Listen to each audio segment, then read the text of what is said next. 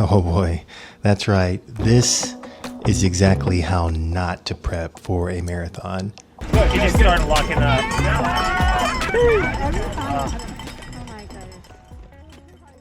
Hi All Heart fam, MK here, run coach and content creator for daily run motivation on YouTube, Instagram, and TikTok. I just came back from the California International Marathon, or CIM, a couple of days ago and had a chance to decompress. I'm also quite a bit banged up since, like I mentioned before, prep for CIM was not ideal to say the least. I'm going to talk about everything I did leading up to race day, as well as some takeaways on how to approach a marathon when things don't go to plan. But first, please like this video and watch this video all the way to the end, since the YouTube algorithm really likes that. And do me a favor and subscribe if you haven't done so already. It really helps out our channel a bunch. A lot of friends asked about Evan since she didn't start the race. Evan had a quad strain about 2 months ago that we managed pretty well and was able to get recovered and back to running. Not quite as quick as she was in the middle of her training block, but strong enough to run a PR at CIM.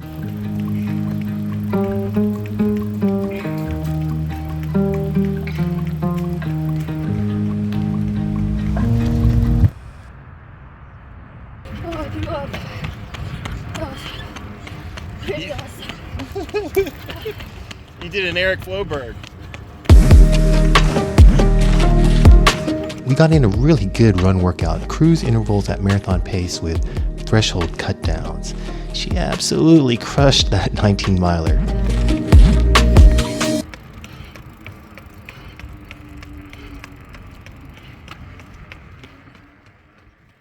Two days later, during an easy run, Evan retweaked her quad, but not quite as bad as when she had strained it the first time about a month earlier. So we were pretty confident that some rest days with massage, mobility, and a controlled activation would get her back to running with plenty of time to sharpen up before CIM. Evan was so confident that she continued rehearsing the dance number for a musical theater performance. She mistakenly thought that taking a break from running alone was enough to heal her quad. And with all of the jumping and direction changes, the condition of her leg worsened to the point that even walking became difficult. Evan now understands that focusing on health and self-preservation is more important than marathons, PE class, and of course, musical theater performances. Evan is growing in so many ways on a very public platform. Thanks All Heart fam for all of the encouragement and support. Way back in May, 6 months ago, I started a long recovery after an ankle injury that took several months to recover from. It was a really long healing process and the longest that I had stepped away from running in my life. I was practically starting from ground zero, about 20 pounds overweight and completely out of breath while jogging. Oh, tough climb up Hicks Camp today. Woo!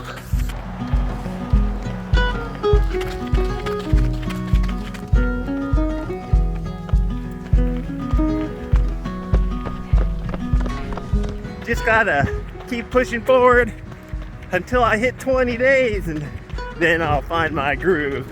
All right, let's go, let's go, let's go. After a long and slow ramp up, I was able to join the kids on their easy 11-mile runs.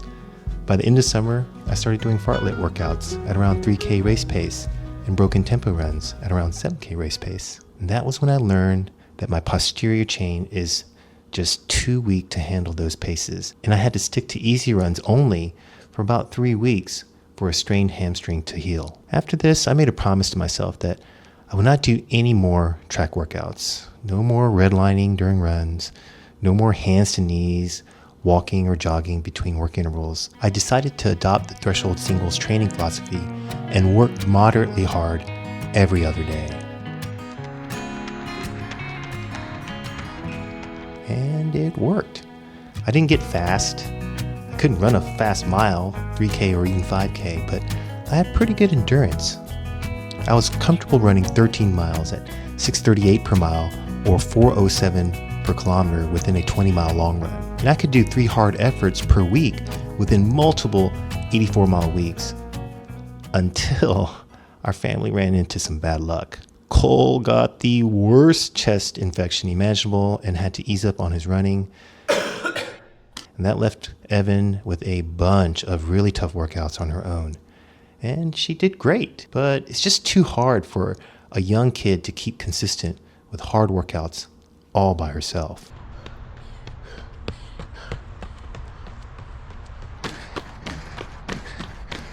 Okay, first 3 miles of work down. All right, let's keep going. So I ran with Evan. Sometimes I'd do intervals on the track while Evan was hammering a tempo run. And sometimes I would jump in on Evan's cruise intervals while on a 1K loop during long runs. And after she recovered from her first quad strain, we ran together for entire runs to help Evan ease back into her regular workouts. And that's when things went south for me. Evan struggled a lot during her rebuild. Even though I knew that her training paces were too fast for me, I felt that it was worth it to get Evan back to her groove and back to her regular paces. And even though I had already learned that 3K race pace and 7K race pace are too fast for my weak posterior chain, I wanted to be there for Evan and help her. So with 3 weeks to go till CIM, I hammered at my 3K race pace to help Evan finish her tempo run. And then I hammered at my 7K race pace to help Evan finish her last long run workout. And that's when my body said, no mas. I blew my left hamstring and had trouble putting weight on my right lower leg. I was down to 20 miles per week of test runs and daily elliptical workouts. During those test runs, I was able to get some pretty good work output and even finished an 18-mile run with a bunch of miles at around 6:30 per mile. So I thought the elliptical was working and I should give it an honest effort at CIM. If I take it easy enough in the first half, I could run hard in the second half. You ready for this, Cole? Let's go. Let's do it.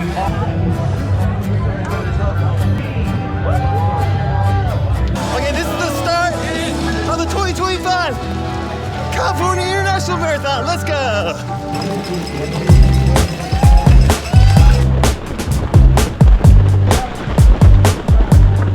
Thought the first mile would be a little harder, but this is like super easy. I feel like just jogging, so looking good so far. It's just the very beginning. All right, that's mile 2, and just trying to get warmed up here. All right, let's head down. 47, 48. It's hard. I had a tough time today. All right, let's finish this though. Let's try to just get to the finish line. Yeah, my hamstrings just locked up completely. Oh. Yeah, from mile 3 I was just struggling. It was like just so hard. You can always tell my hamstrings was getting tight from the beginning, but it just started locking up.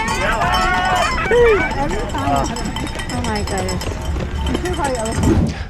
Oh boy, was I wrong. I had nothing. From mile 5, my hamstrings were already tightening up. By mile 7, they felt like they were about to rip apart, and my heart rate was skyrocketing close to max. Turns out that a lot of my successful test runs were a result of residual fitness that I had built up through my excellent training block while I was running with Evan. And I didn't have enough short test runs to maintain my run fitness. Cole and I will produce some videos on my road to recovery and how I'm going to use cross-training to ramp back up and use the lessons that I learned from this build to get me back to running fast for a spring marathon. Oh boy, I am so grateful for my good friend T and her family. They were so gracious and kind, gave us a ride from mile 14 to the finish and provided us with jackets in the freezing cold. They saved us. They saved our lives. All heart T, Nathan, Mama, and Adeline. I'm also grateful that I have the health to run. It certainly is a privilege.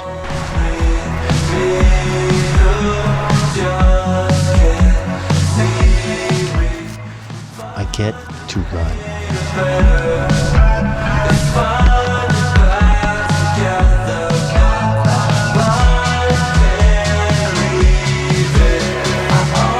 I get to have the best athletes and training partners.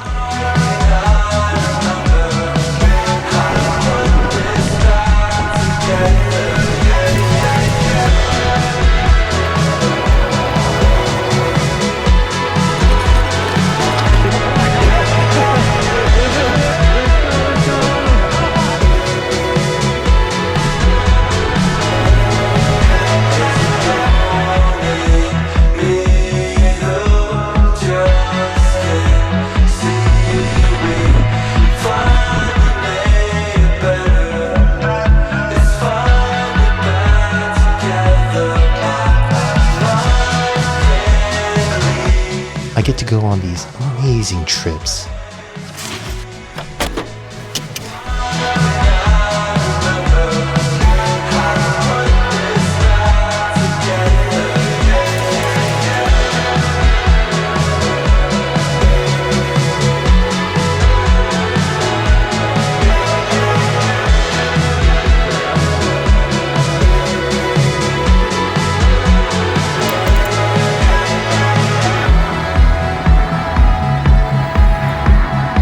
I get to attend these incredible events.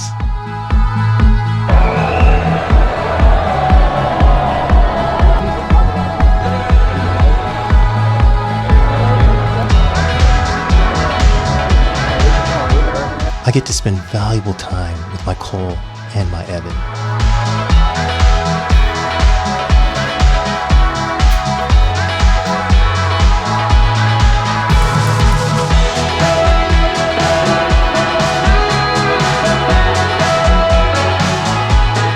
I get to have the best support and vlogging crew.